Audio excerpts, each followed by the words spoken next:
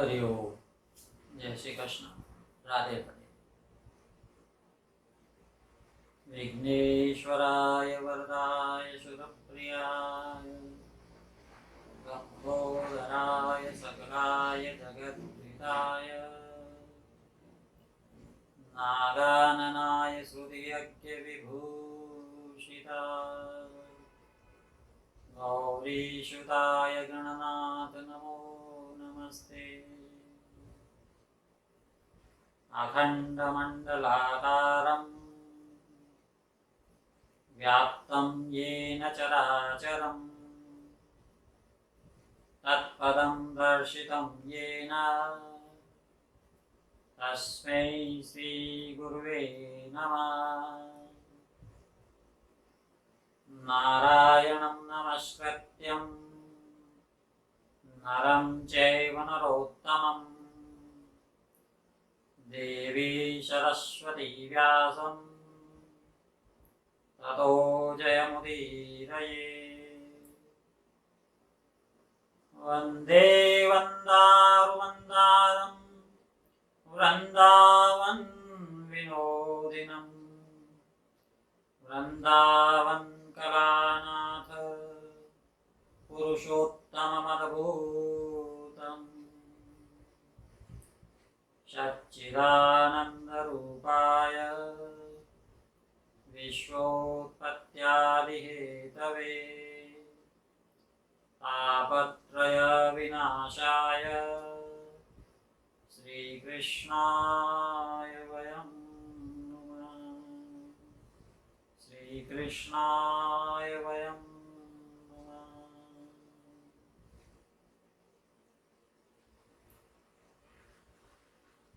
सोमेश मोहि परनुकूला करिः कथा मुदमङ्गलमूला।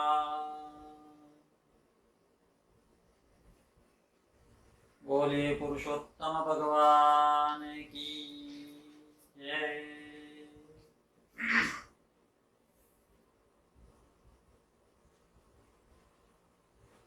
सभी भक्तजनों को सादर वंदन, अभिनंदन। कल के कथा प्रसंग में हमने देखा कि नैमिषारण्य में सभी ऋषिगण इकट्ठा हुए हैं अपने अपने शिष्यों के सहित। सूत जी का आगमन हुआ, सूत जी के समक्ष निवेदन किया है ऋषि मुनियों ने कि हमें कथा श्रवण कराइए। सूत जी ने बताया कि मैं सर्वप्रथम पुष्कर गया, अनेक तीर्थों का भ्रमण किया, अनेक धामों का दर्शन किया, अब मैं यहां पहुंचा।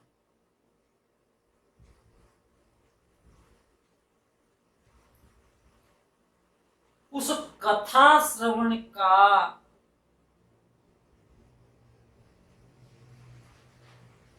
उस कथा को श्रवण, परमात्मा की लीला कथाओं का श्रवण करने के लिए कितनी उत्सुकता है, कितना उत्साह है, कितना उतावलापन है उन ऋषि मुनियों में कि वे सूत जी के मुख से कुछ और सुनना ही नहीं चाहते। क्या कहते हैं? साधो वार्तांतरम त्यक्त्वा पूर्वम यत्तु श्रुतम त्वया।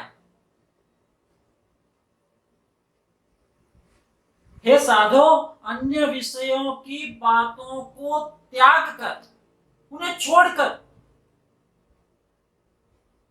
हमें सुनाइए। क्या? कृष्णद्वैपाय मुखाद्यक्षो तम तद्वदस्वना। उन कृष्ण द्वैपायन के प्रसाद से, उनके आशीर्वाद से, उनकी कृपा से, उनके मुख से जो आपने सुना वो हमें बताइए, वो हमें कहिए।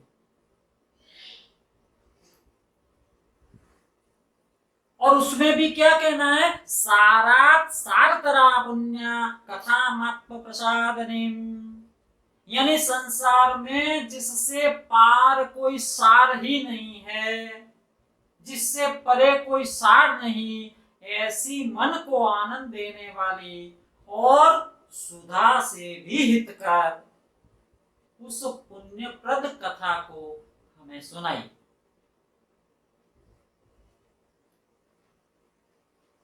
ऋषि मुनियों की उत्कंठा सूत जी को यहां तक कह देती है कि अन्य विषयों को त्याग कर इधर उधर की बातें मत कीजिए, हमें तो सिर्फ परमात्मा की वो कथा सुनाई जो आपने श्री शुकदेव के मुख से सुनी।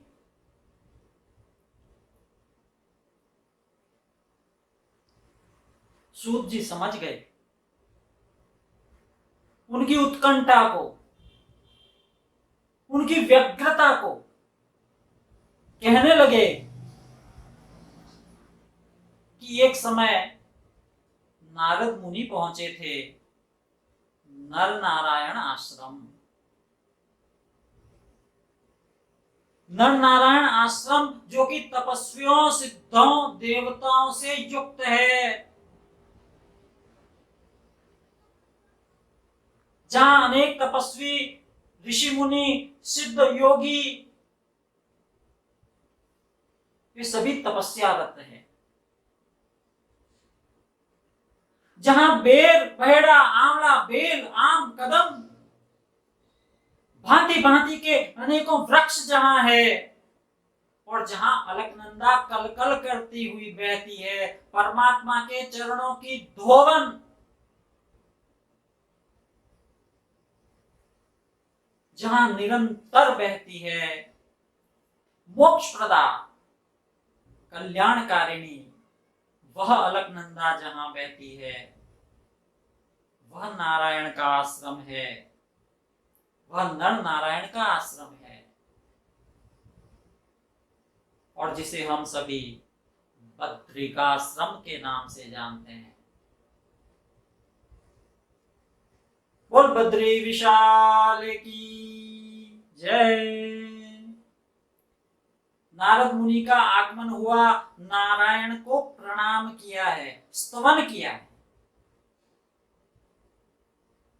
हाथ जोड़कर खड़े हैं और कह रहे हैं, स्तुति कर रहे हैं, देव देव जगन्नाथ कृपा कूपार सत्यते सत्यव्रत श्री सत्योसि सत्यात्मा सत्य संभवः सत्ययोने नमस्तेस्तु त्वामहं शरणं गतः तमस्ते अखिल शिक्षार्थं मर्यादा स्थापनाय च।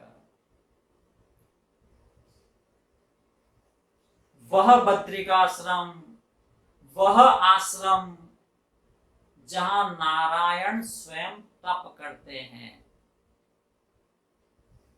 जरा सोचिए, नारायण को तप करने की कहां आवश्यकता है। जहां भगवान नारायण स्वयं तपस्वी के वेश में तपस्यारत हैं,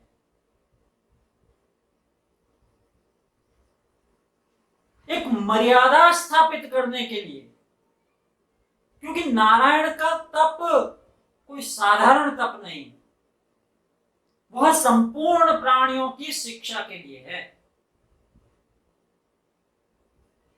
एक मर्यादा की स्थापना के लिए है। भैया कहा गया है ना, क्योंकि कलिकाल में एक के पाप करने से पृथ्वी डूबती है, अगर तो एक के पुण्य करने से यह पृथ्वी तरती भी है।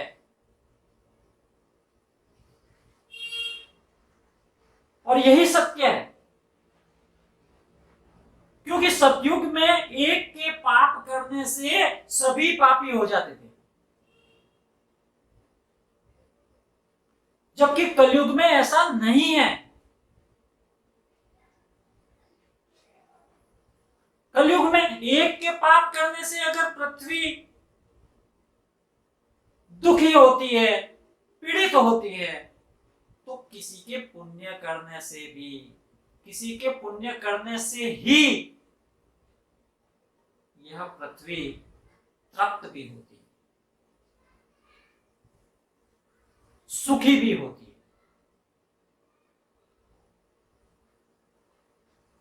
और यही कारण है कि आज इस कलयुग में जहां चारों तरफ अत्याचार, अनाचार, पाप दिखाई पड़ते हैं, तो फिर ये पृथ्वी किसके बल पर चल रही है? ये पृथ्वी उन पुण्यात्माओं के, उन तपस्वियों के तप से विद्यमान है, जो आज भी गुफाओं में, गिरी कंदराओं में बैठकर इस लोक के कल्याण के लिए, इस धरती के कल्याण के लिए, इस जगत के प्राणियों के कल्याण के लिए निरंतर तपस्यारत हैं। वे निरंतर तपस्या कर रहे हैं, स्व कल्याण के लिए नहीं, तो वे लोक कल्याण के लिए तपस्यारत है। और उनका पुण्य ही, उनका तप ही इस पृथ्वी को धारण करके रखा हुआ है। आग्रह किया है, तस्मान् लोकोपकाराय कथा सारं वदाधुना यस्य श्रवण मात्रेण निर्भयं विद्यते पदम्। परमात्मा की वह कथा, उस कथा का सार हमें सुनाइए, जिसके श्रवण मात्र से निर्भय मोक्ष पद को प्राप्त हो जाते हैं। व्यक्ति निर्भय हो जाता है और अंत में मोक्ष पद को प्राप्त भी करता है। श्री नारायण बोले थे वहां, अपने तप को रोककर, क्योंकि नारद ने बात पूछी है लोक कल्याण के लिए। कहने लगे, गोपांगना वदन पंकज षट्पदस्य रासेश्वरस्य रसिकाभरणस्य वृंदावने विहरतो व्रज भर्तुरादेः पुण्या कथा भगवतः शृणु नारदत्वम्। उस पुरुषोत्तम की कथा मैं सुनाऊंगा जो वृंदावन में विहार करता है, गोप गोपांगनाओं के मध्य रास रचाता है।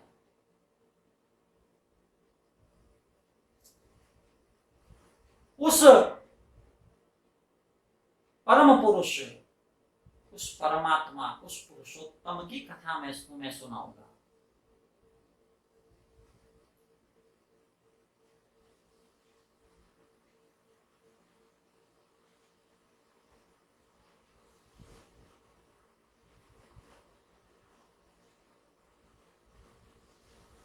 पुरुषोत्तमस्तु को देवो माहात्म्यम तस्य किं मुने। उस पुरुषोत्तम, उस देव का महात्म्य वह मुझे सुनाइए। ये नारद का आग्रह है, निवेदन है परमात्मा के चरणों में, नारायण के चरणों में। और फिर पूछ लिया किं कर्तव्य,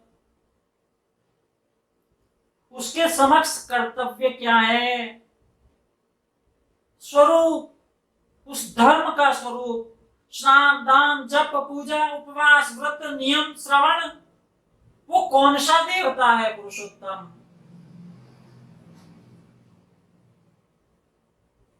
इस जगत में नारद की लोक कल्याण, नारद के लोक कल्याणकारी भाव को देखिए। कह रहे हैं इस जगत में दरिद्र, रोगी, पुत्रकामी, अधार्मिक, विद्या विहीन, नास्तिक, परस्त्रीगामी, इष्ट वियोगी, मित्र वियोगी, स्त्री वियोगी, आप्त पुरुष वियोगी आदि आदि दुखी जनों के कल्याण के लिए आप इस विषय को विस्तार से कहिए। ताकि इस जगत के प्राणियों का कल्याण किया जा सके।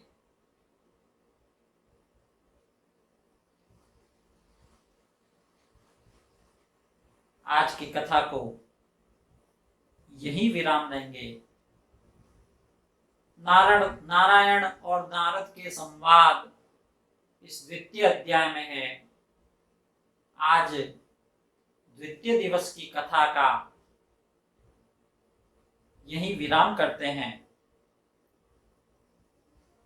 श्री बृहन् नारदीये पुरुषोत्तम समात्मे श्री नारायण नारद संवादे प्रश्न विधिर नाम द्वितीयोध्याय। बोल पुरुषोत्तम भगवान की जय। कीर्तन करेंगे और फिर इस कथा का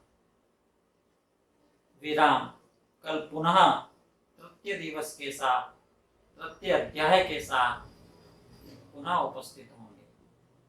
श्री कृष्ण गोविंद हरे मुरारी, हे नाथ नारायण वासुदेवा। श्री कृष्ण गोविंद हरे मुरारी, हे नाथ नारायण वासुदेवा। हे नाथ नारायण वासुदेवा, हे नाथ नारायण वासुदेवा। बोलिए पुरुषोत्तम भगवान की जय। हरि ओम। जय श्री कृष्ण। राधे राधे।